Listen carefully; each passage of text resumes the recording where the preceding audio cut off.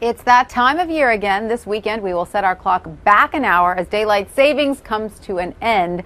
But what can you do to minimize the disruptions in your sleep schedule? Here to help us adjust is Dr. Shelby Harris, Director of Behavioral Sleep Medicine at the Montefiore Medical Center. Dr. Harris, great to see you. Thanks for being here. Thanks. It's very nice being here. For adults, adjusting is often not so bad because they get an extra hour of sleep in the morning. No big deal, right? Exactly. They're fine. Most adults love this time of year. It's the spring that's actually a lot harder. That's harder, right? They're losing the hour. But kids are another story. Yeah. Kids take a little bit more time adjusting, and you say there are two ways of dealing with children, right? The first one is just put them to bed at their normal time and expect they'll wake up earlier. Right.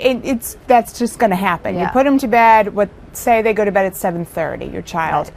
Put them down at 7:30, and then if they get up normally at 6:30 that next day, because you're going back an hour, it's going to probably be about 5:30. Oof. And that's fine. It's rough for the parent who wants to sleep in that extra hour, but the reality is usually we see that about 2-3 days later, after sticking with it, and just once the time changes, sticking with the new time, they even out. So that's the one way of doing it. That's one way of doing it. But what about, so you never recommend just saying, okay, you're going to bed an hour earlier? Because kids have trouble falling asleep. It's going to be harder, right. Yeah. And so actually what we actually do instead is say if the time change you're going to bring the clocks back a few days later, say on Saturday night like we're going to do, starting maybe tonight, then we'll have you stay up 15 minutes later, have your child stay up 15 minutes later.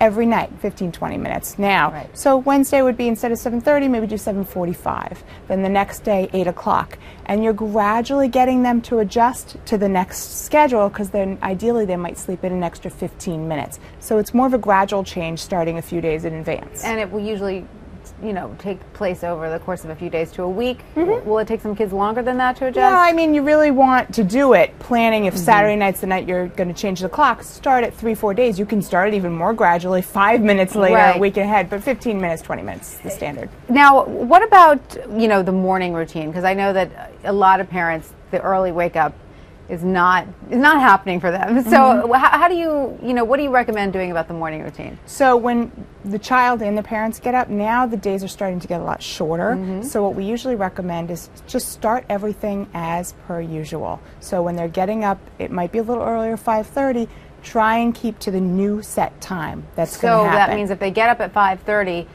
you don't address them till 6:30? You address them. You definitely address them, but they're not getting breakfast. They're not getting. If they're hungry, obviously give them something. But try for the rest of the day to keep the nap. So you're going to push the nap a little later if possible.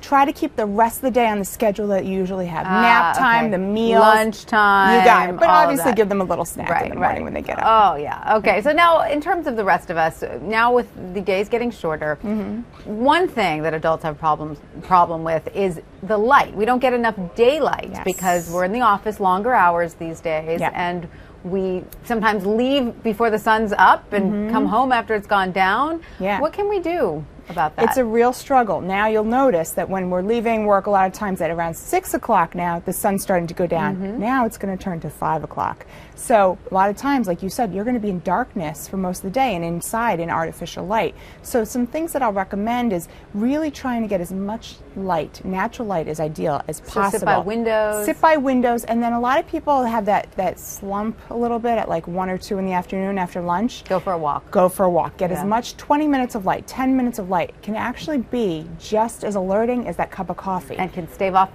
those winter blues, exactly. right? And then at night, when you get home, say you're leaving work at 6 o'clock, but you don't go to bed until 11, from about 6 to about 9 or 10 at night, bright light. Have the lights on in your house, do whatever you can. Thank you so much, Dr. Harris. No problem. Thank you.